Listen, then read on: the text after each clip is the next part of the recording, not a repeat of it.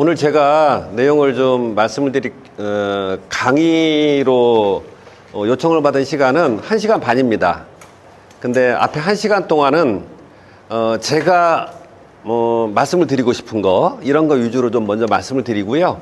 한 30분 동안. 그리고 그 이후에 1시간 정도는 역세권 활성화 사업, 요 개요에 대해서 좀 설명을 드립니다. 근데 역세권 사업은 2005년, 6년 이후로 역세권이 대중교통의 중심지잖아요.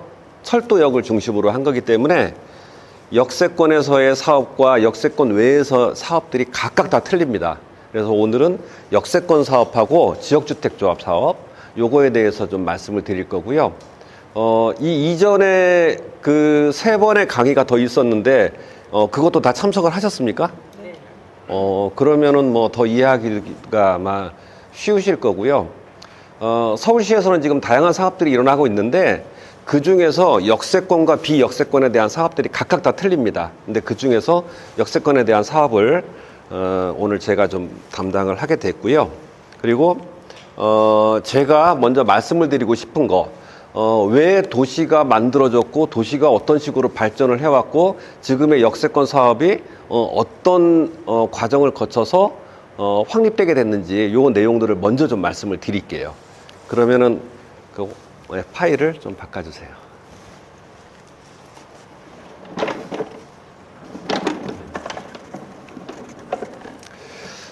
도시의 발전 과정에 대해서 전 좀 말씀을 드리고 싶습니다. 도시는 제일 먼저 도시화가 되면서 도시가 만들어지고요. 그 다음에 주변으로 인구가 집중하면서 성장을 합니다. 도시가 계속 커나가는 거죠. 그 다음에 이 바깥으로 성장이 되면서 내부는 쇠퇴합니다. 그러니까 이게 주로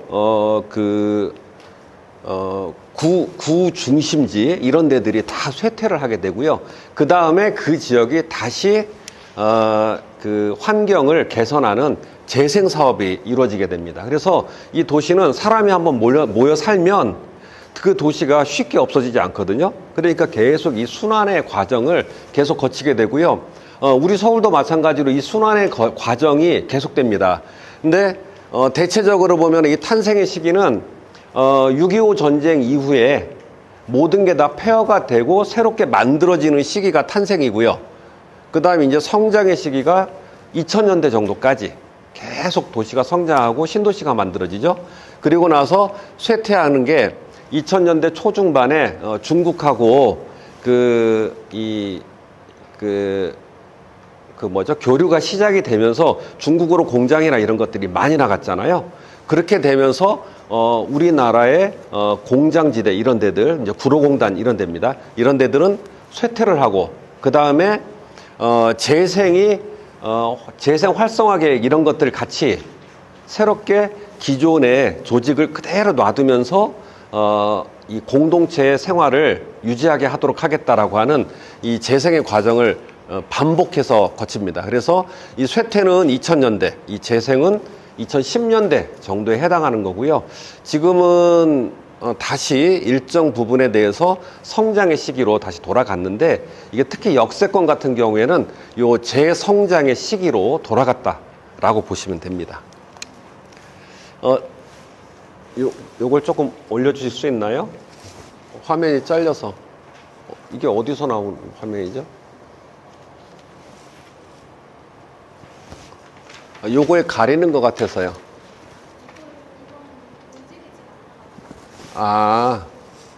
그러면 그냥 해주세요. 네. 제일 처음에 그 도시화가 시작되는 거, 사람이 도시로 모이기 시작하는 게 산업혁명입니다. 기계가 사람의 힘을 대신해서 영국에서부터 산업혁명이 시작됐고요. 이때 그 주택가는 과거에 기계의 힘을 빌리기 전의 상태, 그 상태의 주택가 그대로 남아있었던 상황이죠. 그러다 보니까 이 뒤에는 굴뚝이 있고요. 여기에다가 석탄을 재워두는 장소, 그리고 일정 부분 여기는 야채를 재배하는 곳, 그리고 말을 사육하는 곳, 수레를 놓는 곳, 이게 이 집 안에 다 있었습니다. 그리고 요 뒤에 보시면은 공장하고 주택하고 다 붙어 있어서 아주 그 공해도 심했던 그런 상황이고요. 이제 이러다 보니까 도시가 아주 열악한 상황이 됐고요. 그리고 이때의 노동자들 이게 뭐 하시는 뭐 같습니까? 이 자는 겁니다. 이게 숙소입니다. 예, 요 아래 보면 관이 있죠. 이게 우리나라 돈으로 지금 돈으로 한 7,000원, 8,000원 정도의 숙소가 이런 숙소였고요. 네. 그러니까 잘 곳이 없기 때문에 이런 곳에, 그러니까 요 사람이 이제 집주인이 되겠죠. 그리고 그 하루하루 그 요금을 받고 요 공간을 빌려주는 거예요. 그리고 요거는 마찬가지로 요것도 숙소입니다. 요거는 2,000원 정도 하는 거거든요. 우리나라 현재 돈으로 2,000원. 요렇게 잤던 시기. 이게 산업혁명의 바로 뒷단계에서의 영국의 상황입니다. 이러다 보니까 이때는 그리 인권이라는 게 없었어요. 뭐 10살, 12살 이런 그 어린이들도 하루에 14시간, 16시간 이렇게 일하던 이런 시기였죠.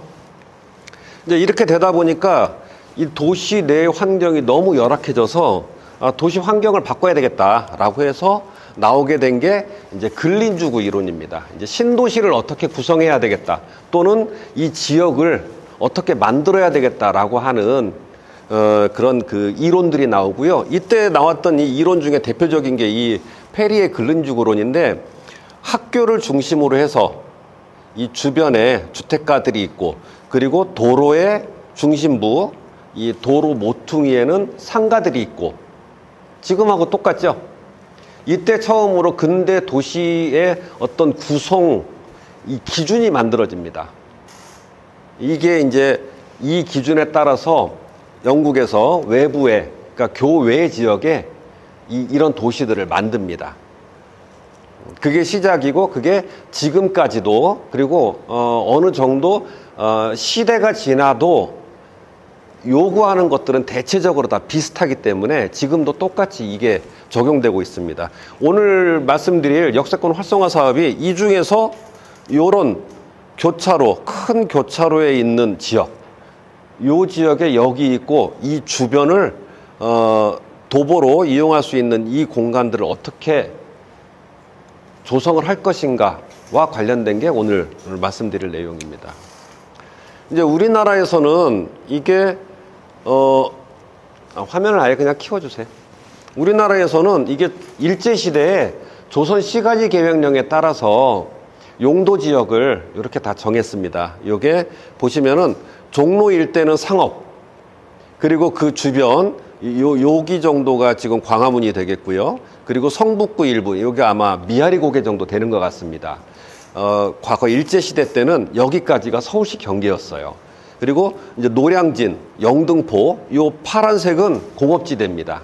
그래서 요 정도가 일제시대에 조선시가지 계획령, 그러니까 근대의 도시계획이 나온 이후로 최초로 도시계획을 수립한 게 조선시가지 계획령입니다. 이때 일본은 도시계획법이 만들어졌는데요. 우리나라는 그때 일제 식민지였잖아요. 그러니까 똑같은 위계로 법을 만들면 안 된다. 그래서 우리나라는 시가지 계획령입니다. 그러니까 법의 체계가 법이 있고 영이 있고 규칙이 있거든요. 이런 거와 마찬가지로 한 단계 하위에 법을 만들어서 우리나라를 특히 서울을 이런 식으로 용도 지역을 다 나눴습니다. 도시계획을 한 거죠.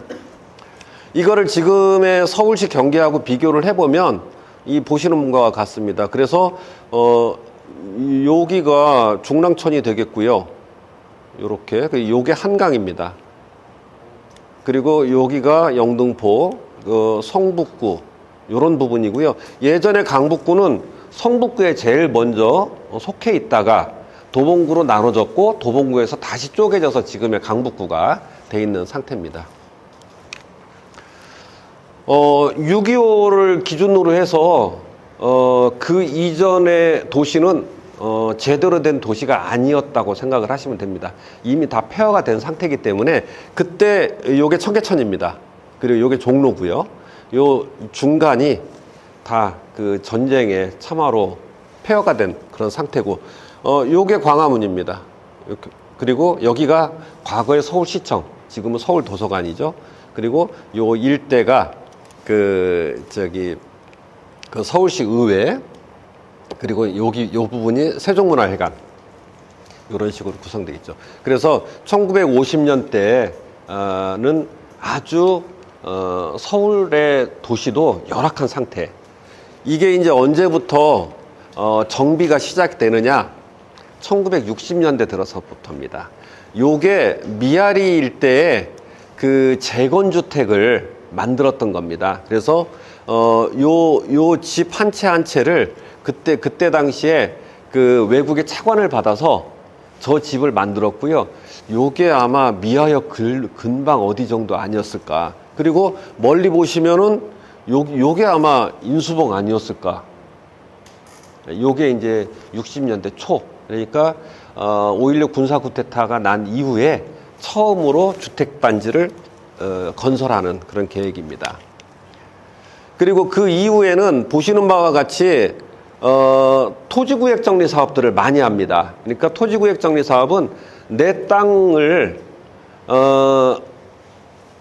땅을 가지고 이거를 도로나 공원이나 이런 것들을 일부분 내는 부분들을 내가 부담을 하면서 나머지를 다시 대지로 돌려받는 겁니다. 그러니까 전답을 내놓고 그걸로 도로를 조성하거나 하는데 들어가는 비용들을 다 뺀 다음에 나머지 부분들을 다시 돌려받는 이 환지 사업을 하는데요. 그게 대체적으로 보시면은 서울 그 시청을 중심으로 해서 색이 진한 게 빨리 사업을 좀 한대들이고요. 그 다음이 바깥쪽으로 나갈수록 시기가 좀 늦어지는 겁니다. 그래서 예를 들면은 이런 부분들은 50년대는 이제 사업이 안 됐다고 말씀을 드렸죠. 60년대 초중반에 여기가 사업이 됐고, 그 다음 예를 들어서 역촌, 요 연한색 있죠. 그리고 창동, 요런 부분들이 70년대 초반. 그리고 요 아래 보시면은 영동 1, 영동 2 토지구역 정리 사업지구, 지금의 강남입니다.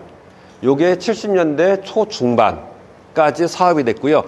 이 70년대 중반까지 사업이 된 다음에는 그 다음에는 택지개발 사업으로 넘어갑니다. 토지구역 정리 사업을 하니까 다시 토지 소유자한테 땅을 돌려줘야 되잖아요. 이걸 돌려주는 게 아까운 거예요. 그게 사실 아까워했는지는 모르겠지만, 그래서 안 되겠다.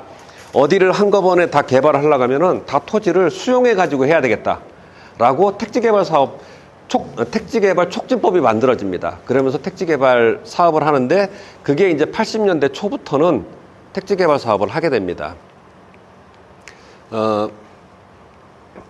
그 80년대 초에 대표적인 택지개발 사례가 목동, 그 다음에 상계동, 이런 부분들이 서울시 내에서의 택지개발 사례고요. 그 다음에 이제 외곽으로 나가서 일기 신도시, 뭐 분당, 일산 이런 지역들이 개발이 됩니다.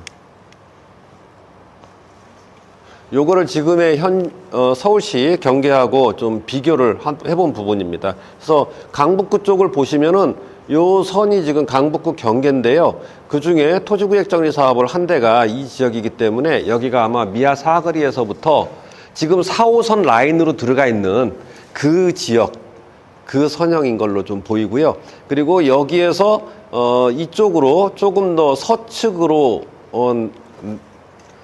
도로가 하나 나중에 개설이 되는 부분이 지금의 우이신설선 같습니다.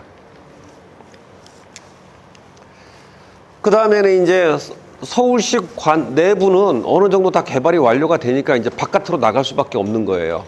주변이 다 개발제한구역으로 둘러 있으니까 더 이상 개발을 할 수가 없는 거죠. 그러니까 서울시청을 중심으로 해서 반경 30km권 내 요 일기 신도시를 계획을 하는데요. 이때가 분당, 일산, 그 중동, 평촌, 삼본 요 5개가 수도권 1기 신도시입니다. 그리고 그 이후에 2기 신도시가 개발이 되고 또 이제 뭐 하남 교산 이런 지역들로 3기 신도시가 만들어지는데, 1기 신도시는 거리상으로 서울시청을 중심으로 해서 30km 내외, 그리고 2기 신도시는 조금 더 바깥으로 나갔다가 3기 신도시가 되면서 다시 안쪽으로 들어옵니다. 교통이 너무 불편하기 때문에. 그런 식으로 개발의 양상들이 달라지고 있고요. 그 다음으로는 저 1기 신도시가 90년대 초부터 입주를 해서 90년대 말까지 입주를 했다고 하면 이제 그 다음 이제 IMF잖아요. IMF 이후에는 내부, 그러니까 도시 내부의 쇠퇴한 기능들을 어떻게 개선을 할 것인가를 고민합니다. 그게 뉴타운이에요. 그래서 서울시에서는 2002년부터 시범 뉴타운부터 시작을 해서 2차 뉴타운, 3차 뉴타운까지 해서 한 30제곱킬로미터를 뉴타운 구역으로 만들고, 그러니까 지금의 촉진지구입니다. 뭐 미아 촉진지구 이런 것 같이 그렇게 만들어서 그 주거 환경을 개선을 하게 되죠. 근데 이때 이 지구를, 그러니까 요 그 구역을 설정했던 거는 기반 시설이 아주 열악한 곳, 그러니까 일시에 다 할 수는 없잖아요. 그러니까 아주 안 좋은 곳부터 개선을 해야 되겠죠. 그렇게 되니까 예를 들어서 도로는 4m 미만, 그리고 노후 불량률, 집들의 노후도는 뭐 30년 이상이 뭐 3분의 2 이상, 이런 식으로 기준들을 만듭니다. 그래서 그 기준에 충족한 것들, 이런 지역을 대상으로 해서 뉴타운으로 지정을 해서 개발 계획을 수립을 했는데, 서울은 다행히 이 개발 계획을 수립하고 사업을 추진하는 중에 2008년 금융위기가 오기 때문에 그나마 사업 추진율이 높습니다. 근데 이 서울의 사례를 보고 이 뉴타운 사업 촉진 계획을 수립하던 경기권은 2007년, 8년경에 계획을 수립하게 됩니다. 그러니까 서울에 비하면 한 3, 4년 늦었죠? 계획을 수립하다가 이 금융위기가 오니까 나 빼줘라. 내가 이 사업을 해서 아파트 한 채를 받으면 그거 가지고 내가 생활을 하질 못한다. 그냥 현재 있는 상태에서 임대료 받는 게 낫다. 이렇게 해서 사업을 안 하게 됩니다. 그래서 경기권은 사업이 많이 취소가 되고요. 그나마 서울은 좀 많이 진행이 됐는데 이게 한 10여 년 정도 지난, 그러니까 2008년도에 금융위기가 와서 9년, 10년 동안 9년, 10년, 13년 정도까지 사업이 추진이 안 되는 곳이 좀 많다가 다시 최근에 들어서 그때 촉진지구에서 뺐던 지역, 존치 지역, 이런 지역에 대해서 사업을 다시 추진하는 이런 상태가 됩니다. 그러니까 계속 도시에는 어떤 한 방향으로 계속 가는 게 아니라 계속 그 제도나 뭐 이런 것들이 순환되는 과정을 겪게 됩니다. 이렇게 뉴타운 사업을 하고 난 뒤에 이제 그 금융위기가 왔다고 했잖아요. 그렇게 되니까 대규모의 개발 사업들은 안 했으면 좋겠다. 그래서 다시 넘어가는 것이 이제 재생입니다. 그러니까 그동안에는 도시 생활이 옆집에 누가 사는지도 모르고 아파트 생활만 하고 이러다 보니까 그 지역의 공동체의 활동들, 이런 것들을 통해서 서로 간의 연대 관계들, 이런 것들을 만들려고 애를 씁니다. 그래서 재생으로 정책 방향이 전환이 되고요. 이때가 이제 2013년부터 한 2018년 정도까지 재생이 한참 유행을 하고 재생 계획들, 이런 것들을 도시재생 뉴딜 사업, 이런 것들이 다 재생입니다. 그것들을 하게 됩니다. 이제 그렇게 사업을 추진하고 난 뒤로 저 재생을 해봐야 뭐 특별하게 바뀌는 것도 없다. 도대체 재생이 이게 그 화장술 아니냐. 결국에는 뼈대가 단단해야 건강한 건데 이 화장술만 좋아서 그 건강하게 보이는 게 무슨 의미가 있느냐. 그래서 다시 전환이 됩니다. 기반시설들을 적절하게 공급을 하고 그 기반시설들이 있는 곳들에 대해서는 부족한 주택 수요들, 이런 것들을 충당하기 위해서 주택 공급 계획을 해야 되겠다. 그렇게 하면서 착안을 한 게 역세권입니다. 역세권은 대중교통을 이용하게 되잖아요. 특히 지하철. 지하철의 대량 교통, 그러니까 지하철이라고 하는 대량 그 운송 수단을 바탕으로 해서 사람들이 많이 사는 곳에 용적률을 좀 높여서 부족한 주택들을 공급을 하자. 이렇게 정책을 결정하게 됩니다. 근데 아무래도 사람들이 많이 몰려 사는 곳에는 여러 가지 다른 필요한 시설들이 많습니다. 예를 들어서 공원도 필요하고요. 그 다음에 도로도 필요하고요.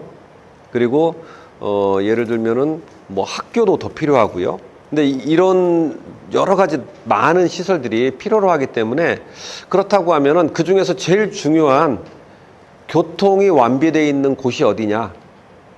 역세권이다. 그리고 승용차를 안 갖고 와도 되는 지역이다 라고 생각을 해서 역세권을 이제 개발을 해야 되겠다. 역세권에 대해서 용적률을 좀 높이면서 주택을 공급하는 지역으로 봐야 되겠다. 이렇게 이제 정책 방향을 결정하게 됩니다. 이러이러한 과정을 거쳐서 현재 서울시가 이렇게 구성이 되어 있는 거고요. 이제 이 서울시, 요거는 인터넷 도시계획 포털을 보시면 이런 서울시의 도시계획 사항들 이런 것들을 잘 볼 수가 있습니다. 그리고 현재 서울의 모습은요, 인구 증가하고 소득 수준이 증가하면서 서울의 모습이 만들어집니다. 물론 인구만 증가해도 안 되고요, 소득 수준만 증가해도 안 됩니다. 인구가 증가하면서 소득 수준이 따라주기 때문에 지금의 현재의 도시 모습이 만들어지는 것이고요. 90년대, 2000년대 이후로 재개발, 재건축이 된다는 거는요, 소득 수준이 그만큼 높아지면서 시민들의 욕구가 높아지기 때문에 재개발, 재건축이 되는 겁니다. 만약에 소득 수준이 이게 정체 상태에 있다고 하면은 절대 재개발, 재건축은 일어나지 않습니다. 그래서 지금 이 그래프를 보시면은 소득이 이 녹색 선이고요. 이 녹색 선이 요게 IMF입니다. IMF 이후에 훨씬 더 급격하게 증가를 하죠. 그러니까 환경 개선을 하고 싶은 욕구가 증가한다고 보시면 됩니다.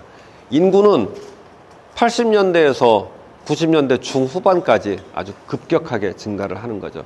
이 그래프가 별거 아닌 것 같지만요, 실제로는 예를 들어서 100만이 120만, 30만 되면 20%, 30%가 증가하는 건 어마어마한 양입니다.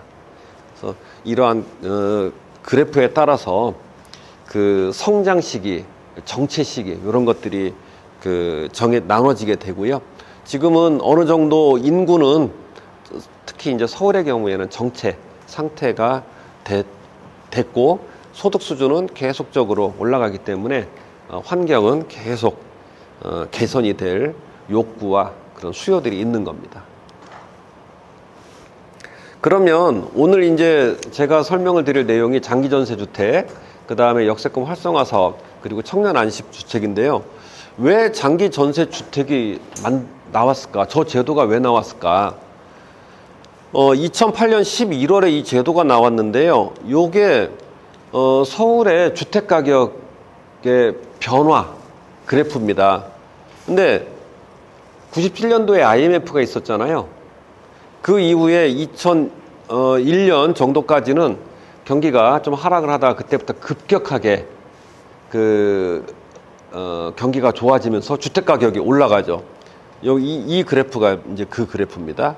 그러면서 특히 2005년 이후로 아주 급격한 이 주택 가격의 상승이 일어나게 됐고요. 전세 가격도 마찬가지입니다. 주택 가격이 먼저 올라가게 되고 그 다음에 전세 가격이 움직이게 되는데 요 전에 전세 가격이 막 올라가니까 제도를 이 전세로 사는 사람들의 거주 불안정이 너무 심하다. 그래서 제도를 하나 만들어야 되겠다. 장기적으로 전세를 살 수 있는 이런 집들을 만들자. 그러니까 임대주택입니다. 임대주택을 많이 만들어야 되겠다라고 시작을 해서 고민을 하다가 이제 2008년 11월에 그 제도를 확립을 해서 발표를 하고 실행을 하게 되죠. 이게 장기 전세 주택이고요. 요거는 마찬가지로 역세권을 대상으로 받습니다. 그래서 역세권 250m 내에 장기로, 그러니까 토지 소유자가 장기로 주택을 건설해서 임대를 줄 경우에는 용도 지역을 바꾸고 용적률에 인센티브를 주겠다, 이런 내용입니다. 내용을 여기서 조금 더 설명을 드리면, 역세권 내에서 분양주택과 장기전세주택을 확보할 경우에는 용적률을 법적 상한 용적률까지 올려주겠다. 그러니까 서울시 같은 경우에는 조례 용적률과 법적 상한 용적률이 한 20% 정도 차이가 납니다. 그러니까 20%를 더 주면서 그 중에서 절반은 임대주택으로, 절반은 분양주택으로 이렇게 하면은 용도 지역을 조정을 해주겠다. 이렇게 이제 결정을 했습니다. 그래서 장기전세 주택이 제일 먼저 나오게 되고요. 요거는 이제 제도가 2008년부터 만들어지면서 지금까지 계속 내용을 바꾸면서 일부 부족한 부분들을 계속 보완을 해나가고 있는 상태입니다. 역세권 장기전세 주택이 저게 만들어졌고요. 이게 이제 그때 당시에 명칭으로 보면은 시프트입니다. 그리고 오시장이 그때 만들었던 부분이고요. 이 다음에 만들어지는 게 2030 청년 안심주택입니다. 이거는 처음에는 청년주택이라고 그냥 표현을 했습니다. 근데 이게 나오게 된 거는 2003년 그 내외로 해서, 그러니까 2008년에 금융위기가 있었고요. 그리고 계속 경기가 안 좋아지면서 청년 실업률이 낮아지는 겁니다. 그러다 보니까 청년들의 거주 환경들, 특히 1인 가구들이 많기도 했고요. 이 청년들의 이 주거 안정을 높여야 되겠다라고 해서 청년들에 대한 그 거주 실태를 조사를 해보니 실업률은 높고, 그리고 경제적으로는 빈곤하고 주거 환경은 열악하고, 그래서 꿈을 꿀 수 있는 그런 상황이 아니다라고 판단을 했고요. 이에 따라서 청년에 대한 주택 문제를 더 이상 외면할 수 없다. 그래서 이 부분에 대해서, 그러면서 청년을 위한 주택 공급 사업으로 도전숙, 사회 초년생 주택, 뭐 신혼부부 전용 주택, 대학생 공공기숙사, 이런 것들을 이제 만들었는데요. 이걸 만들다 보니까 어떤 문제가 발생하냐면 지역 주민들이 반대합니다. 그러니까 지역 주민들이, 대학가 같은 경우가 아주 대표적인데요. 이 대학생들이 하숙을 하는 경우들이 있잖아요. 이걸 만들면 하숙을 안 한다 이거예요. 그래서 주민들이 반대를 하는 겁니다. 그래서 이대로는 안 되겠다. 토지 소유자들한테 뭔가 인센티브를 주고 그거에 대한 반대급부로 이 청년주택, 청년 안심주택을 확보해야 되겠다라고 해서 서울시는 제도 개선을 또는 용도지역 상향을 지원해주고 민간은 임대주택을 건설을 해라 라고 하는 제도를 만듭니다. 그러니까 이것도 장기전세주택하고 비슷한데요. 대상이 다른 겁니다. 여기는 청년 또는 사회초년생, 신혼부부들을 대상으로 한 것이고요.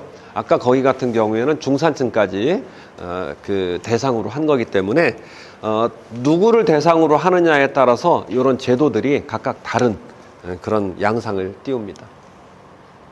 그리고 이때 3년간 한시적으로 민간에게 다양한 혜택을 준다. 역세권 민간 토지의 용도 지역을 상향해 준다. 서울시가 직접 사업 절차를 이행해 준다. 사업을 활성화하겠다. 그리고 이자 지원 등을 하겠다. 이런 제도를 만들었습니다. 그리고 이에 따라서 예상되는 그 청년 안심주택은 한 10만 호에서 20만 호 정도가 될 거다라고 이제 예상을 했고요. 요렇게 그 청년 안심주택이 만들어진 다음에 그 다음에 이런 부분만 가지고는 역세권에 대한 종합적인 주택 공급 대책 또는 활성화 계획이 되지 못한다. 요거를 조금 더 적극적으로 총괄적인 상태에서 한번 검토를 해보자 라고 해서 나오는 게 역세권 활성화에 대한 추진 계획입니다. 아까 그게 앞에 제도가 2008년, 그 다음에 2016년도에 제도가 역세권에 대한 제도가 만들어졌잖아요. 요거는 2019년에 역세권에 대한 종합한 계획이라고 보시면 됩니다. 그래서 도시계획과에서 요거에 대한 제도를 만들어서 실행을 하고 있고요. 이거를 실현하는 것은 지구단위 계획으로 무조건 결정해서 실행해야 됩니다. 그러니까 국토계획법에 의한 수단을 가지고 용도지역을 변경할 수가 있는데 그게 지구단위 계획하고 정비계획입니다. 그 두 가지 제도를 활용을 해서 이러한 어떤 정책 방향 요거를 실현하게 됩니다. 그래서 서울시에서 그때 2009년도에 발표했던 이 자료를 한번 간단하게 좀 보시면은요. 역세권을 중심으로 해서 역인접부와 그 이면부에 대해서는 그 입지 특성에 따라서 용도 지역을 변경해 주겠다. 도시기본계획에서 볼 때는요, 그 중심지 체계에 따라서 위계가 틀립니다. 그러니까 종로하고 미아하고 삼양사거리하고 다 틀리잖아요. 그런 거하고 똑같습니다. 어떤 용도가 집중되어 있는 공간, 그 집중도에 따라서 중심지 체계를 달리 하는데요. 이제 도심이 지금 3개 도심이 있습니다. 한양도성도심, 그 다음에 강남도심, 여의도 영등포. 그리고 나머지 부분들은 그보다 낮은 단계의 광역중심, 지역중심, 지구중심. 이런 식으로 그 위계를 계단식으로 차차차차 낮춰놓는데요. 도심 역세권 같은 경우에는 일반 상업지역까지 올려주겠다. 그리고 광역중심은 마찬가지로 일반 상업. 미아 같은 경우에는 지역중심입니다. 강북에 하나 있는데요. 그 지역중심은 마찬가지로 일반 상업지역. 근데 요 일반 상업지역과 아래 일반 상업지역은 약간씩 틀립니다. 기능이. 그리고 그 이외의 역세권은 아무래도 그 집중도가 낮으니까 준주거 지역까지만 용도 지역을 올려주겠다. 이렇게 용도 지역의 변경 기준을 만들어줍니다. 그리고 이 역세권을 그러면 이런 기준을 만들었는데 저 역은 어느 유형에 해당하는지를 다 나눠야 되잖아요. 그래야 서로 같이 그걸 인정을 하는 거죠. 내 기준대로 나는 이렇게 만들었는데 다른 사람은 저 기준에 만들면 안 되는 거죠. 그러니까 다 같이 공유할 수 있도록 어떻게 분류를 하겠다라고 하는 역세권의 유형별 분류 기준을 만들어서 운영을 하고요. 그리고 토지 보유 기간이라고 하는 조건을 겁니다. 3년 이상 토지 소유권의 변동이 없어야 됩니다. 그게 80% 이상인 지역에 대해서. 그러니까 뭔가 혜택을 많이 주는데 그것에 상응하는 만큼의 조건을 거는 거예요. 그러니까 3년 이상 토지를 갖고 계신 분이 80% 이상이어야 역세권 활성화 사업을 할 수 있는 거예요. 그런 식으로 강하게. 그리고 사업 방식은 다양하게 합니다. 예를 들어서 토지 소유자가 저 혼자입니다. 그러면은 제 마음에 따라서 건축 허가를 받아도 되고 뭐를 해도 되잖아요. 제일 중요한 게 이 뭔가 개발 사업을 할 때 제일 중요한 게 토지 소유권을 확보하는 거죠. 근데 내가 하나의 토지를 갖고 있고 그 토지가 적절한 개발을 할 수 있는 규모라고 하면 나 혼자 그냥 하면 됩니다. 그래서 그게 건축 허가 방식이고요.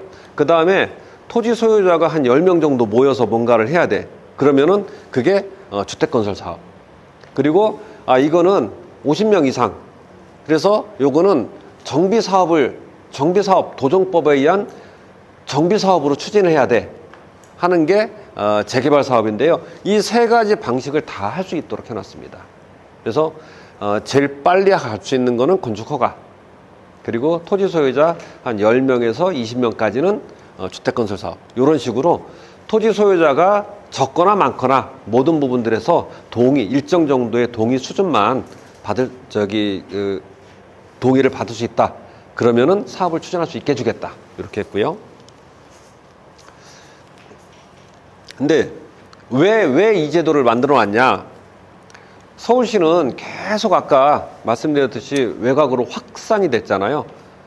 시가와 지역이 계속 넓어지면서 바깥으로 확산이 되고 있는 그런 상태에서 더 이상 개발할 택지가 없습니다. 그리고 자동차가 도시가 아주 규모가 커지니까 자동차를 많이 쓰게 되잖아요. 그러니까는 환경오염 그리고 이것에 따른 이상기후가 발생하게 되고요.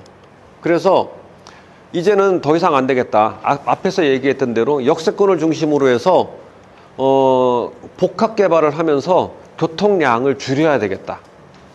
이럴 필요가 있어서 역세권 개발을 하겠다라고 정한 겁니다. 그리고 이러면서 역세권 청년주택이나 역세권 장기전세주택도 그것의 일환이다라고 얘기를 했고요. 그리고 그러면서 역세권은 서울시 전역에 지금 한 330개 정도 되거든요. 물론 경전철역까지 다 포함입니다. 전체적으로 역세권 이 범위 안에 들어와 있는 면적이 서울시에 사람이 살 수 있는 면적이 지금 370제곱킬로미터인데요. 이 중에 역세권 면적이 55제곱킬로미터입니다. 그러니까 한 25%, 15% 정도에 해당하기 때문에 저 정도를 복합 개발을 하면 충분히 주택을 공급할 수가 있다라고 본 겁니다. 그리고 이런 지역이 대중교통과 골목 상권의 중심지로 시민의 삶과 아주 밀접한 지역이다라고 하는 거. 그리고 이런 부분은 도시 기본 계획에 따라서 역세권 중심의 공간 구조 정책과도 일치한다라고 했고요. 그리고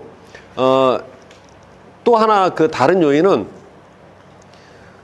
역세권이 집가도 높고 상가들이 많이 몰려 있는 상황이기 때문에 웬만큼 어떤 그 유인책을 주지 않고는 개발이 되지 않습니다. 상가 같은 경우에는 그 영업권에 대한 보상이 굉장히 그 수준이 높기 때문에 주택하고는 다르게 개발에 웬만해서는 개발 안 합니다. 그냥 나 그냥 세 받을래 이런 상태로 계속 유지를 하는 이런 상황이기 때문에 역세권이 오히려 더 사람도 많이 이용을 하는 공간인데 비해서 건물들은 아주 열악한 이런 상황으로 오랫동안 유지가 되는 겁니다. 그래서 이것을 어떻게 바꿀 것인가 라고 하는 게 이 사업이 된 것입니다. 마찬가지로 용적률은 낮고 집가는 높고 그리고 이 인접지역과 비교를 했을 때도 그 밀도가 현재 상태는 낮아 있는 이런 상황을 극복하려고 만들었고요. 그리고 외부에다가 주택지를 만들어 놨는데 결국 이거는 다 자동차 교통을 유발을 한다. 그래서 역세권을 개발을 하면서 그 부분을 개선을 해야 되겠다라고 방향을 잡은 상황이 되겠습니다. 그래서 역세권에 대해서 실질적으로 변화할 수 있는 그런 활성화 대책이 필요하다라고 해서 만든 게 역세권 활성화 사업입니다. 그리고 왜 역세권인가? 역세권은 도로가 많습니다. 그리고 주차장이나 도서관, 어린이집, 노인 그 여가시설 이런 것들이 이 역세권 반경 내에 많이 있기 때문에 사람들이 필요로 하는 생활 SOC가 많다라고 이 자료를 가지고도 이미 통계상 증명이 됐고요. 그리고 개발 밀도 부분에 있어서도 전체 시가지의 평균은 163인데 역세권의 평균은 160으로 좀 낮은 상태고요. 그리고 역세권의 개발 밀도도 상대적으로 낮은 상황이기 때문에 충분히 개발의 여지가 있다. 그래서 역세권을 개발할 수 있는 정책을 마련하겠다라고 해서 역세권 활성화 사업이 만들어졌고요. 이걸 바탕으로 해서 계속 사업이 추진되고 있는데 바로 얼마 전에 8월 달에 그동안의 역세권 사업의 추진 기준들이 좀 더 완화가 됐습니다. 그래서 조금 더 넓은 면적으로 약간 넓은 면적으로 그 범위도 넓어졌고요. 사업 요건이나 이런 것들도 좀 완화가 됐고요. 이렇게 해서 지금은 서울시는 역세권을 중심으로 한 사업에 아주 집중하고 있는 상태입니다. 물론 역세권에 해당하는 경우에는 이 사업이 가장 유리한데 역세권이 아닌 지역들도 사업을 해야 될 거 아니겠어요? 그런 게 이 앞에서 들었던 뭐 재개발 사업 또는 뭐 모아타운 이런 것들이 역세권이 아닌 지역에 대해서 사업을 하는 그런 방식이 되겠습니다. 수도권 광역전철도인데요. 이만큼 서울시는 역세권이 많이 분포하고 있고, 아까 시가와 면적의 15%라고 했잖아요. 그래서 그만큼 중요한데, 이게 중요한 이유가 2000년대 중반까지만 해도 지하철을 잘 이용을 안 했죠. 그리고 또 지하철과 버스 간에 환승이 안 됐기 때문에 불편하기도 했고, 또 버스만 타고 다니기도 했고, 버스는 한 번 타면 가는 거고, 이렇게 좀 편한 부분들이 있었습니다. 근데 2000년대, 2010년대 이후로는 지하철이 환승도 되고 하기 때문에 훨씬 더 편한 거를 이제 알게 됐고, 지금은 지하철 환승은 기본인 것이죠. 그리고 그만큼 지하철의 수송 능력이 월등합니다. 예를 들어서 요게 한 칸인데요. 한 칸이 20m입니다. 그리고 이 한 열차가 10칸으로 되어 있습니다. 그러면은 200m짜리가 한 번에 움직이면서 승객을 실어 나르는 거죠. 이게 출퇴근 때는 이렇습니다. 그러면 보시면 한 칸, 가장 많이 이용하는 지하철은 2호선이고요.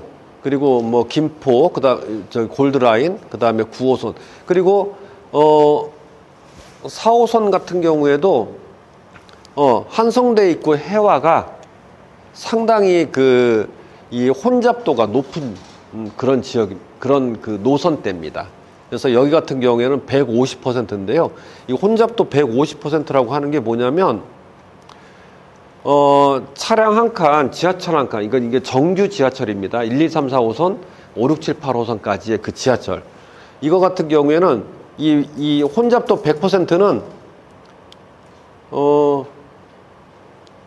여기에 보시면은 인원이 한 칸에 160명이 타고 있는 게 혼잡도 100%입니다. 근데 아까 150% 같은 경우에는 이 혼잡도가 150%, 요거는 한 칸에 240명이 타고 있다는 거고요. 그리고 실제로 따져보면은 저기 혼잡도가 230%까지 올라갑니다. 그만큼 이 지하철 운송 능력이 승객 수송 능력이 탁월하다는 얘기입니다. 만약에 100%를 기준으로 해서 160명이 타고 있다라고 하면 한 칸에 1600명이 타고 있는 겁니다. 1600명이 3분 간격으로, 열차가 러시아워의 3분 간격이거든요. 3분 간격으로 1600명씩 가는 겁니다. 얼마나 많은 양을 수송을 합니까? 그래서 역세권 하는 겁니다. 2호선이 가장 많습니다. 올해 1월에서 8월까지 승객을 보면은 2호선이 6억 명입니다. 요거는 전체 누계 인원이에요. 그리고 전체 1월부터 8월까지 9호선, 그러니까 민자 노선은 빼고요. 요걸 보면은 20억 명이고요. 일평균 하루에 800만 명이 이용을 합니다. 그리고 순위로 보면은 잠실 2호선이 1순위고요. 그래서 이 지하철이 그만큼 수송 능력이 탁월하기 때문에 이렇게 역세권 주변을 개발하겠다라고 하는 부분입니다. 네. 이런 것들을 바탕으로 해서 제가 역세권 이 두 번째, 실제 오늘 자료 강의인데요. 요거 같은 경우에는 그 기준들, 이런 것들은 그 자료에 있기 때문에 그걸 위주로 보시면 되고요. 저는 여기에 어떤 내용들이 있는지만 말씀을 드리겠습니다. 그리고 아까 오늘 제가 맡은 게 역세권 활성화 사업, 그 다음에 청년 안심주택, 그리고 장기전세주택, 이 세 가지잖아요. 근데 순서상으로는 최근에 나온 제도일수록 혜택이 많습니다. 그래서 역세권 활성화 사업에 대해서 먼저 말씀을 드리고요. 이게 가장 최근 제도입니다. 그리고 청년 안심주택이 2016년 제도, 그리고 역세권 장기전세주택이 2008년 제도입니다. 그러니까 아래로 가면 갈수록 초기의 역세권에 대한 사업이기 때문에 조금 더 혜택이 좀 낮고요. 위로 갈수록 높습니다. 예를 들어서 단적으로 역세권 활성화 사업 대상이 될 수 있으면 용도지역 2단계 상향의 기본입니다. 그리고 심의를 거치면서 한 단계 더 올라갈 수가 있어요. 그러니까 3단계까지 가능하죠. 근데 역세권 장기 전세 주택은 요거는 용도 지역 변경도 안 해주는 경우도 있습니다. 그렇기 때문에 가장 역세권일 경우에는 가장 혜택이 많은 게 역세권 활성화 사업이다 라고 해서 이 부분부터 먼저 말씀을 드릴게요. 역세권 활성화 사업의 개요입니다. 서울에는 326개 역세권이 있고요. 앞에서 말씀드린 바와 같이 이 역세권 반경 안에 노후된 건물들이 너무 많이 몰려 있다. 이거를 어떻게 개선을 할 것인가 라고 하는 부분들을 고민을 하면서 이 역세권 활성화 사업을 만들었고요. 요걸 이제 강북구를 보시면은 요 라인 솔샘역, 삼양사거리역 요게 이제 우이 신설 라인이고요. 그 다음에 미아사거리, 미아역, 그 수유역 요렇게 3개가 4호선 라인입니다. 그리고 지금 동북선이 지금 공사를 하고 있는 상태고요. 그래서 2개의 노선에 따라서 지금 역세권 활성화 사업을 적용할 수가 있는데, 여기서 한 가지 좀 고민은 경전철의 수송 능력하고 일반 지하철의 수송 능력이 완전히 다릅니다. 근데 그것을 똑같이 역세권으로 봐주는 게 맞느냐 라고 하는 고민은 있습니다. 근데 뭐 어찌됐거나 현재로서는 역세권으로 다 봐주기 때문에 요 지역들이 그 역세권이고요. 강북에는 총 13개의 역세권이 있습니다. 이 역세권 개발은 도시기본계획에서도 그 컴팩트 시티를 만들겠다라고 하는 목표를 실현할 수 있다. 그리고 서울시에서 중심지 기능을 밀집하고 지역경제를 활성화할 수 있는 이런 직주 근접형 주거 공급 시설을 공급하는 아주 중요한 지역이다라는 목적에 따라서 이 3가지 사업, 앞에서 말씀드린 바와 같이 역세권 활성화 사업과 역세권 청년 안심주택, 그리고 역세권 장기전세주택, 이 3가지를 역세권에 대해서 적용을 하는데요. 이게 범위가 약간씩 틀립니다. 역세권 활성화 사업은요, 요 1번 권역입니다. 요 파란 권역이 되겠어요. 그래서 지역 중심 이상 또는 지구 중심 이하, 요거에 따라서 범역이 달라집니다. 지역 중심 이상, 요거는 이제 미아역이 이제 지역 중심인데요. 여기 같은 경우에는 승강장을 기준으로 해서 350m입니다. 이 승강장은요, 지하철 출입구가 아니고요. 그 열차를 타려고 쓰는 그 플랫폼 있잖아요. 그 플랫폼을 도면에서 다 그립니다. 그렇게 해서 거기에서부터 250m, 350m입니다. 그래서 지역 중심 이상은 350m 이상. 350m 이내. 이게 이번 8월에 바뀐 겁니다. 그전에는 똑같이 다 250m였거든요. 그랬다가 미아 같은 경우에는 여기 좀 더 번역이 넓어졌고요. 그리고 과거에는 이게 타원형이었어요. 플랫폼을 기준으로 해서 그 운동장 같이 이렇게 그렸다가 지금은 이것을 플랫폼을 기준으로 해서 사각으로 바꿨습니다. 그리고 역세권 청년 안심주택은 승강장 250m 이내, 그리고 아울러서 간선도로변 50m 이내, 이렇게 적용 대상이 다릅니다. 그리고 역세권 장기전세주택, 요게 제일 처음 시행한 제도라고 했잖아요. 요거 같은 경우에는 1차와 2차 경계를 나눠서 2차는 용도지역 변경을 못하는 곳, 1차는 용도지역 변경은 한 단계만 해주는 곳, 이렇게 구분을 해서 합니다. 그래서 근데 이제 뭐 범위상으로 봐서는 제일 적용 범위가 넓은 지역이죠. 하지만 이거는 별 의미가 없습니다. 용도적 변경이 안 되기 때문에 혜택이 그만큼 많지 않다는 그런 특성이 있습니다. 그 3개 사업에 대한 비교, 요 표는요, 여러분들이 보세요. 이 뒤에 각 단위 사업에 대해서 말씀을 좀 드리겠습니다. 그리고 나서 마지막으로 요거를 보시면 되겠습니다. 2페이지에 걸쳐서 자료를 좀 작성해 놨고요. 이제 역세권 활성화 사업에 대해서만 설명을 드리겠습니다. 승강장 경계로부터 직각으로 250m가 기본이고요.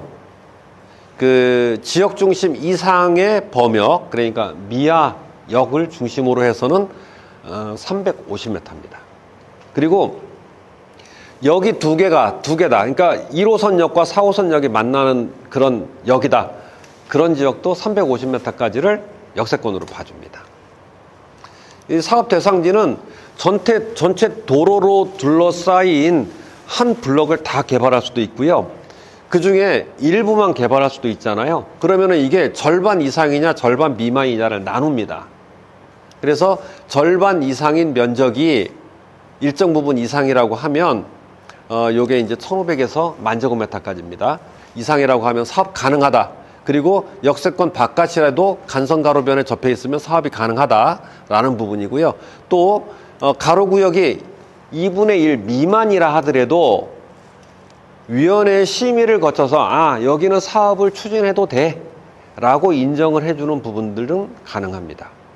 그리고 이 사업은 건축허가 앞에서 말씀드렸듯이 내가 토지를 혼자 다 갖고 있으면 한 2,000제곱미터짜리 토지를 제가 그냥 갖고 있어요. 그러면은 이 역세권 활성화 사업에 신청을 해서 그대로 개발을 하면 됩니다.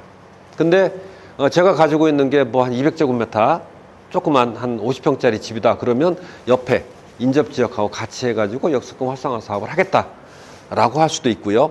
그 다음에 아예 크게 정비사업 방식을 적용하겠다라고 할 수도 있습니다.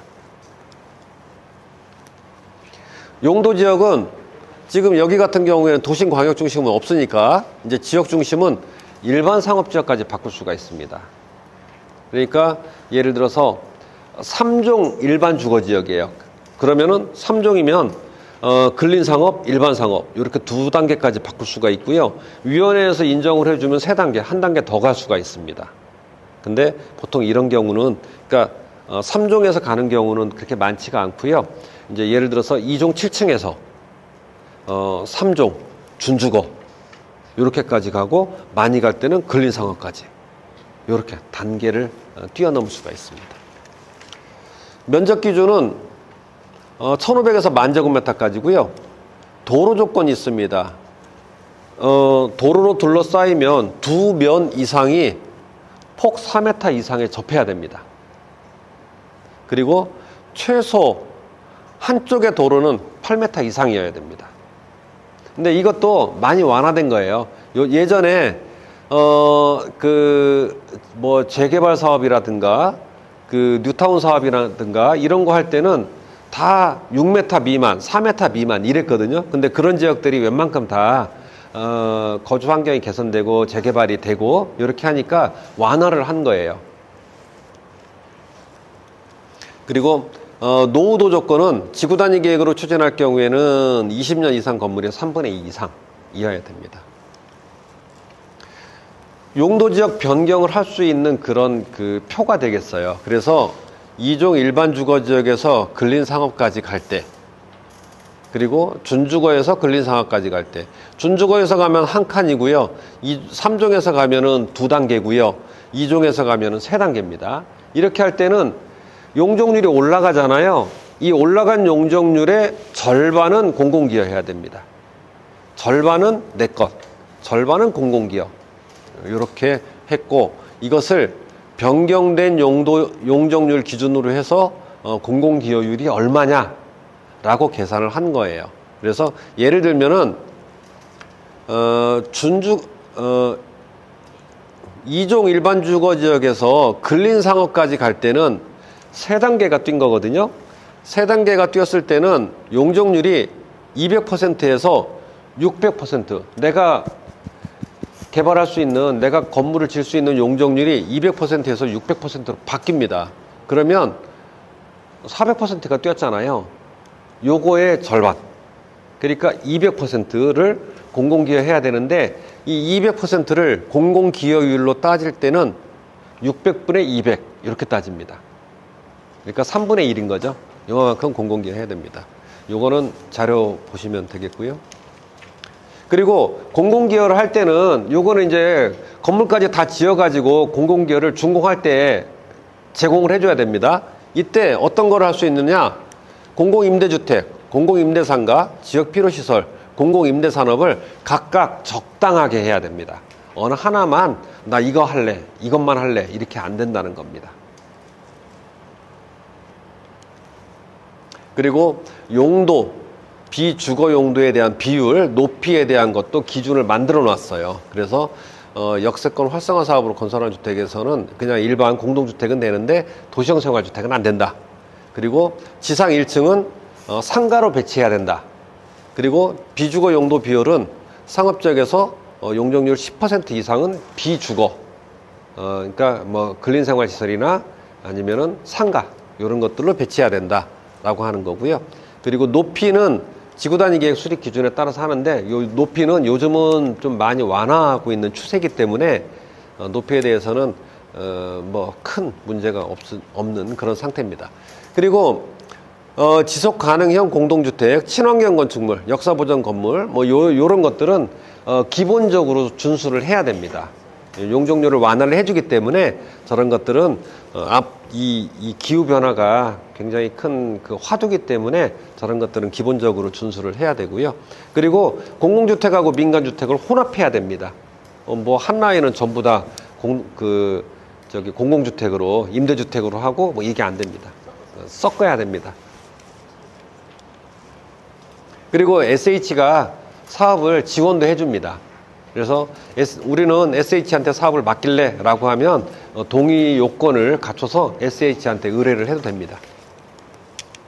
그리고 이 사업에 대한 추진 방식은 크게 두 단계인데요. 첫 번째는 대상지를 먼저 지정을 받아야 될 거 아니에요.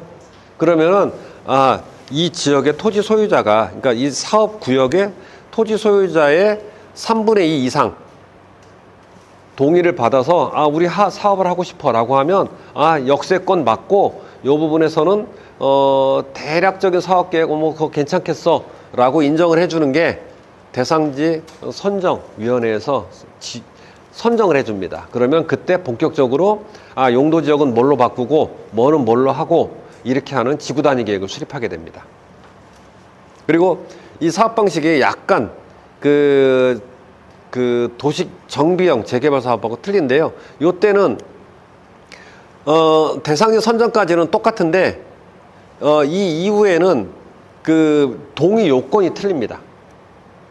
그래서 사업 방식에 따라서 그 요건이 틀리고, 그리고 아래 거는 정비계획을 결정하는 과정을 거치는 거고요. 윗 단계는 지구단위 계획을 결정하는 그런 과정을 거치게 됩니다. 그 규모에 따라서 그런 겁니다. 이 역세권 활성화 사업이 다행히 강북구에 사례가 하나 있더라고요. 그래서 미아동에 약 5,700제곱미터짜리, 여기가 이제 3종 일반 주거 지역이었는데요.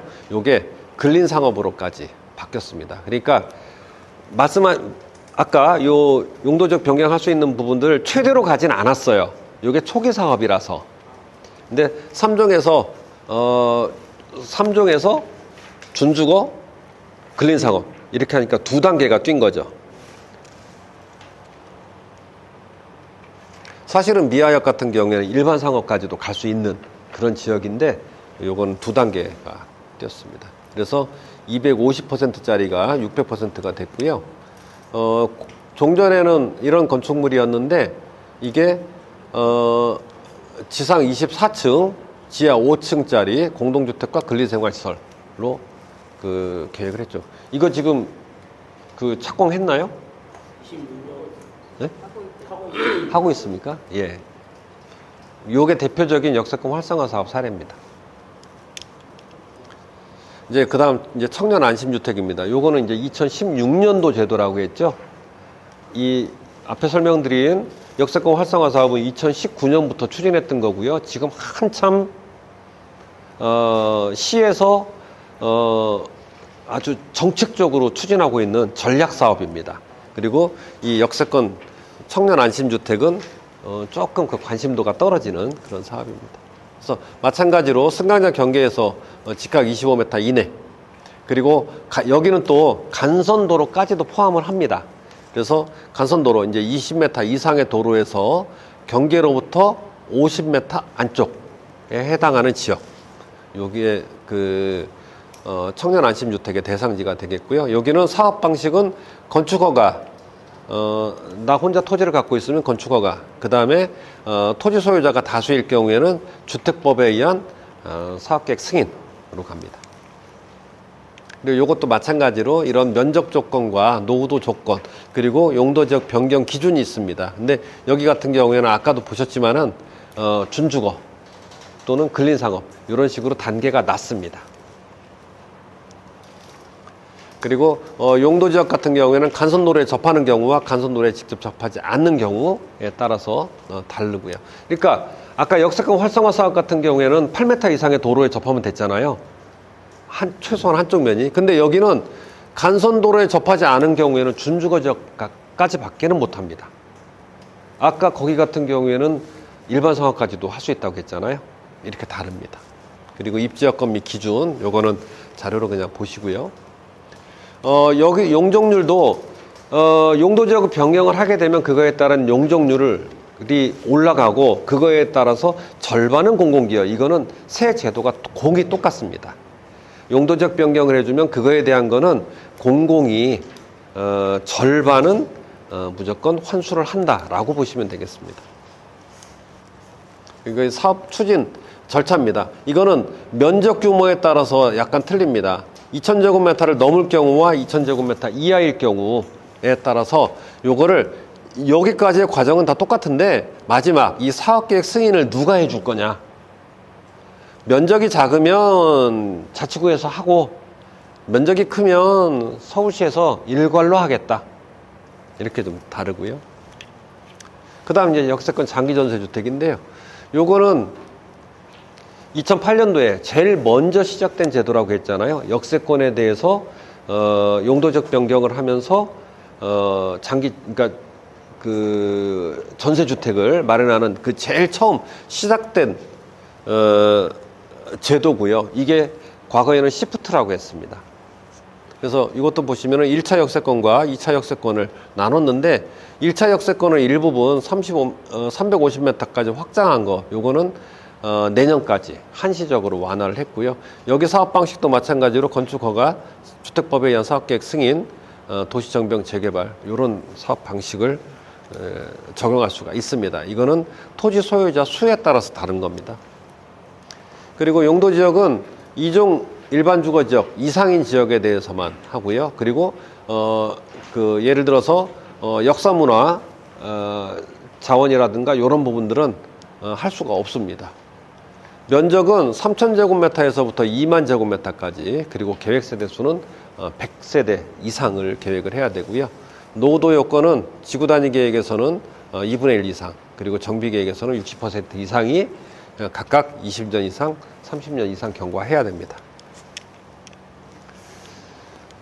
장기전세주택은 1차 역세권에 대해서만 용도지역을 최대 준주거지역까지 상향을 해주겠다. 그리고 그것에 따라서 용적률에 대한 표가 되겠고요. 그리고 완화된 용적률의 2분의 1 이상은 장기전세주택으로 해야 됩니다. 이 장기전세주택 같은 경우에는 10년 이상 또는 20년 이상 이렇게 두 가지 구분을 해놨고요. 그거에 따라서 용적률 인센티브가 다릅니다. 그리고 이 장기전세주택을 마련할 때 요것에 따른 기준 용적률, 허용 용적률 그리고 그 이외에 어디까지 받을 수 있는지 요거를 표시한 것 부분인데요. 여기까지는 종전에 내가 갖고 있는 기준이고요.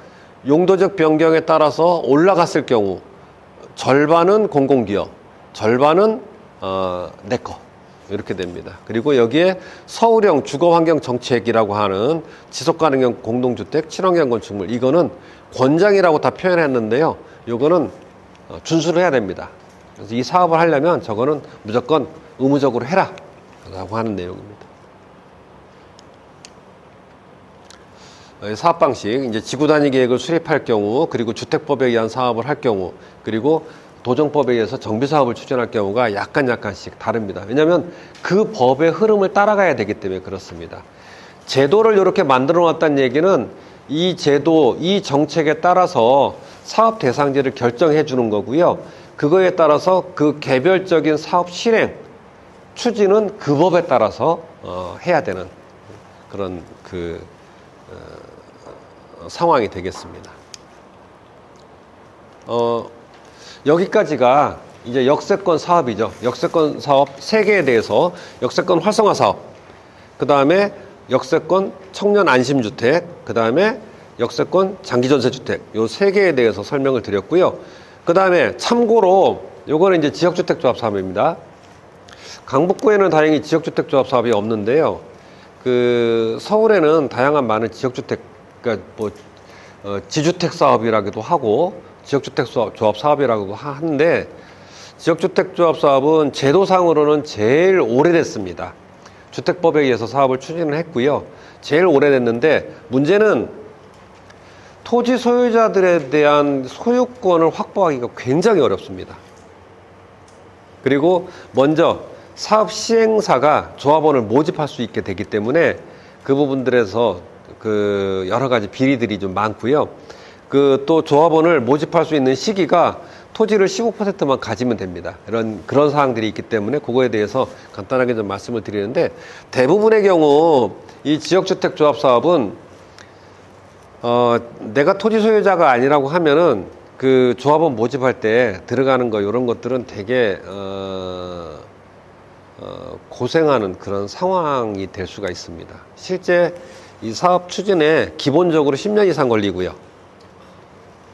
그런 상태이기 때문에 이거는 가급적이면은 안 했으면 좋겠다 하는 사업이고, 저희 같은 경우 이제 도시계획을 많이 하는 그런 그 전문가들도 저거는 어떤 도시계획 사업도 아니고 주택법에 의해서 그냥 내가 확보한 토지에 대해서 건물만 짓는 이런 상황이기 때문에 건축법에 의한 건축허가하고 거의 유사합니다. 근데 결국 토지에 대한 정리가 안 돼서 사업이 지지부진해지는 이런 경우가 많습니다. 그래서 이 지역주택조합에 대해서도 잠깐만 소개를 드리면, 이 자료는요, 서울시의 정비사업 정보몽땅이라고 들어가 보시면은 거기에 이 앞부분에 3교시에 걸쳐서 배웠던 모든 사업들에 대해서 다 정리가 돼 있고요. 이 사업들도 정리가 돼 있고요. 이렇게 다 정리가 돼 있습니다. 거기에서 지역주택조합이 뭔지에 대한 자료를 좀 발췌를 한 겁니다. 이거는 개인이 내 집을 마련하기 위해서 결성하는 겁니다. 그리고 기본적으로 토지 확보가 돼 있다는 걸 전제로 합니다. 근데 이 개인이라는 거는 뭐냐? 수도권에 거주하는 무주택자이거나 전용 85제곱미터 이하의 토지를 하나만 갖고 있는, 세대원 전부, 세대원까지 다 따져서 하나만 갖고 있는 이런 사람에 대해서 이 조합원 자격을 주게 되고요.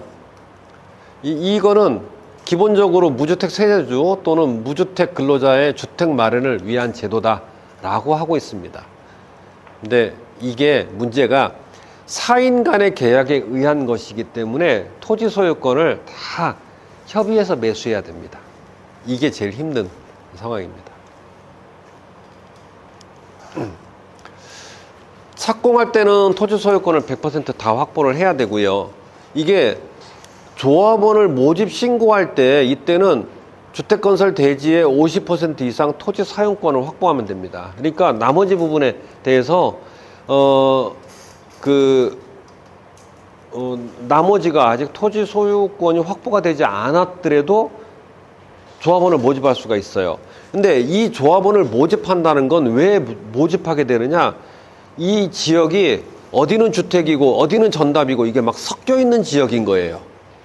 그래서 어디는 임야인 곳도 있습니다. 그런 지역들에 대해서는 정비 사업을 추진할 수도 없고, 한 부분에 대해서 이 주택법에 의한 사업을 적용하게 되는데, 그러다 보니 더더욱 어려운 이런 상황입니다. 보시면은 사업 대상지를 물색하고 그 조합 추진 주체를 구성을 하고 여기에서 조합원을 모집을 하는데, 이때 50%만 토지 소유권을 확보하면 조합원을 모집할 수가 있고요. 그리고 업무 추진비라고 해서 뭐 500만 원, 1000만 원씩 이렇게 조합 가입할 때 내거든요.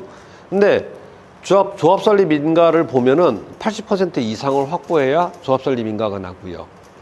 그리고 사업계획 승인은 대지의 95% 이상을 확보해야 됩니다. 근데 말이 쉽지 95%를 어떻게 확보합니까? 이것 때문에 사업이 안 되는 거예요. 오래가고. 그리고 착공할 때는 100% 이상을 해야 되는데, 여기에 또 아주 까다롭게 매도 청구 소송을 할 수 있는 거는 뭐 10년 이상 그 지역에 살고 있는 사람은 매도 청구 소송을 할 수 없어요. 그러니까 오래 거주하신 그 지역 터줏대감님은 그냥 무조건 조합원이 돼야 되는 거예요. 그분이 반대하면 사업 안 되는 거예요. 이런 상황. 조합원 자격, 아까 잠깐 말씀드렸죠. 그리고 수도권에 6개월 이상 거주자이고요.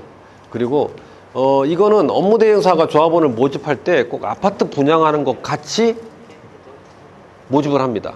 여기는 뭐 어떻게 여기 용적률 몇 %에 그 조감도 해가지고 그 관련된 자료 만들어서 다 설명을 하죠. 이건 다 확정된 사업이다라고 설명을 하는데 절대 확정된 게 아니라는 거죠. 문제가 사업계획도 확정이 돼 있지 않고요. 이거는 지구단위 계획을 결정해야 되는데요. 대부분의 경우가 전답, 임야 이런 미개발지들이 같이 포함되어 있는 경우입니다. 그러면은 그 지역에 대해서 서울시에서 승인해 줄 때 그거를 뭐 3종 일반 주거지역으로 해주겠습니까? 안 해줍니다. 그런 지역을 기껏 해봐야 1종이나 2종 7층 정도의 용도 지역을 지정해 줄 수 있는 곳인데 그거를 3종 준주거로 해달라라고 하니까 서울시에서 못 해주는 겁니다. 근데 이 조합원을 모집할 때는 우리는 3종까지 할래. 3종까지 해서 뭐 250% 이걸 기준으로 조합원 숫자가 몇 명이 될 건가 이거 다 카운트 해가지고 뭐 한 2,000명 이런 식으로 조합원을 모집을 하는 거예요. 근데 나중에 되고 나면은 그 조합원들이 다 들어갈 집이 없는 거예요. 안 나오는 거예요. 이런 상황이 되는 겁니다. 이게 그리고 동호수 분양 가격은 정해지지 않습니다. 이거는 사업계획 승인까지 다 받아야 관리 처분을 하면서 정해질 수가 있는 건데 그 이전에는 확정이 되지 않기 때문에 사업비가 얼마가 들어갈지 몰라요. 그래서 분양 가격이 불투명하고 추가 분담금 발생 요인이 많고 그리고 토지 사용 권한이 아직 확보가 되어 있지 않기 때문에 이 부분에 대해서 확보를 하는데 마지막 하나 두 개가 문제가 돼서 사업이 지지부진 1년, 2년 가는 경우가 많습니다.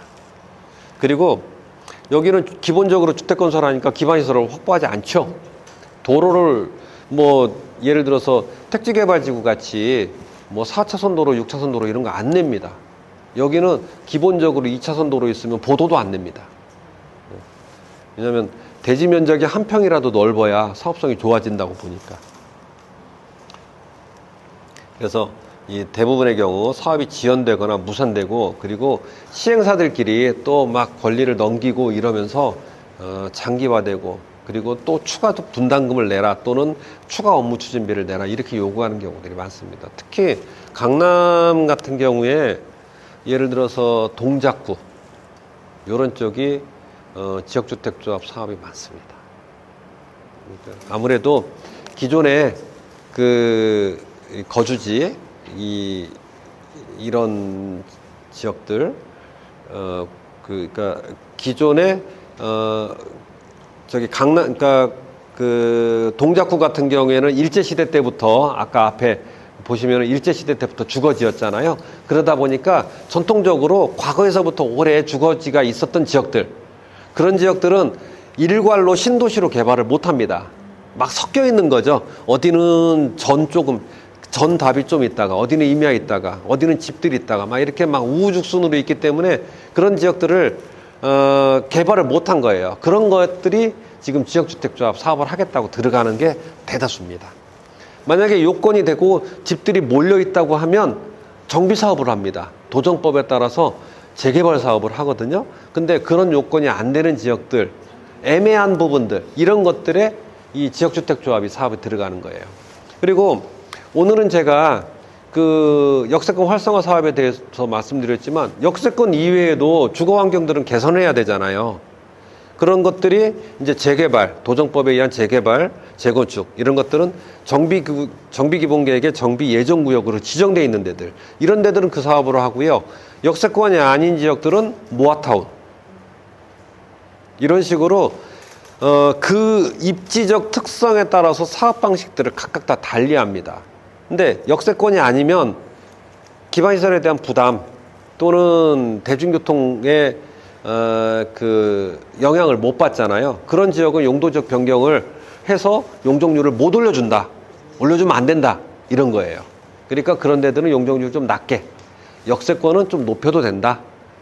이런 그런 차이들이 약간씩 있습니다. 그래서 서울시가 면적이 370km가 시가지예요. 어마어마한 면적입니다. 여러분들 건물 하나 지으면 대략 50년 정도 쓴다고 보시면은요, 370제곱킬로미터면 서울시가 1년에 한 7제곱킬로미터 정도를 계속 건설 사업을 해야 되는 거예요. 그래야 건물이 낡은 거를 계속 바꿔줄 수가 있는 거예요. 7제곱킬로미터면은 평수로 따지면은 200만 평이에요. 어마어마하죠. 그러니까 어디든지 가보면은 계속 다 공사판인 게 그런 겁니다. 서울시 면적이 너무 커서.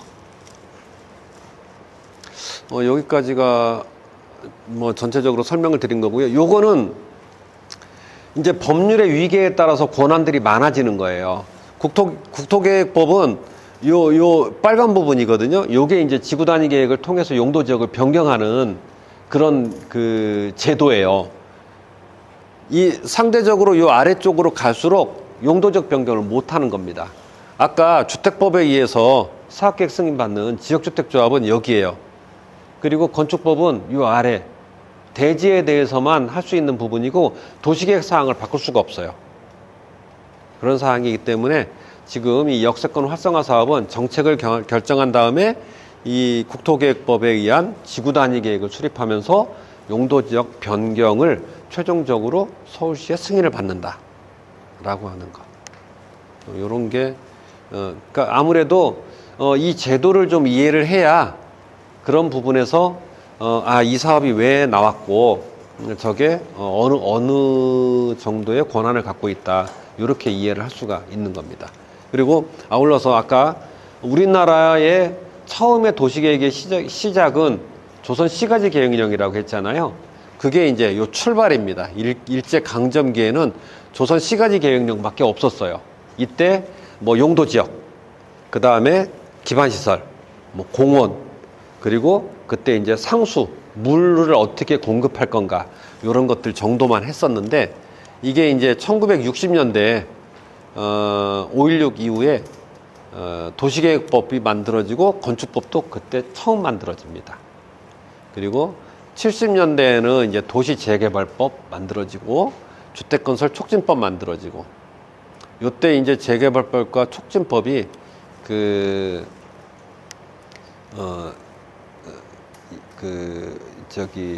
북한에서 내려온 사람들 막 산등성이에 국공유지에 막 판자촌 치고 살았던 이런 것들을 정리하기 위한 게 도시재개발법이고요. 그리고 나대지에, 그러니까 그때는 전답이면 많았을 거 아닙니까? 그 강남 같은 경우에는 다 미개발지였을 거고, 그때 확보한 토지에 대해서 집을 지어도 된다라고 하는 게 주택건설 촉진법입니다. 그리고 80년대 이제 택지개발 촉진법이 만들어지면서 아까 말씀드렸던, 그전에는 환지 방식으로 토지구역 정리 사업을 했는데 안 되겠다, 저기서 이익을 최대한 많이 얻어야 되겠다 하면서 만든 게 택지개발 촉진법입니다. 물론 이 택지개발직으로 하는 게 그만큼 많이 기반시설도 대량으로 만들어 줍니다. 그리고 이제 2000년대 들어서는 법들이 많이 그 분화가 되고, 아무래도 그 기술이 발달하고 그 복잡하고 뭐 이렇게 되면 될수록 그거에 딱딱 맞는 그런 규정들을 다 만들어야 되기 때문에 제도가 복잡해지죠. 그래서 이렇게 됐고, 그 다음에 현재 법의 체계가 이렇게 되어 있습니다. 그래서 국토계획법, 그 다음에 개발제한구역법, 그 다음에 도시재정비 촉진을 위한 특별법, 이게 이제 촉진지구고, 그 다음에 도시민 주거환경정비법, 이게 재개발 재건축, 그 다음에 미개발지에 대해서 개발하는 도시개발법, 그리고 택지개발 촉진법, 수도권 정비계획법, 주택법, 토지용지계획법, 이런 법 체계가 되어 있습니다. 이상으로 제가 준비한 부분들에 대해서는 좀 설명을 드렸고요.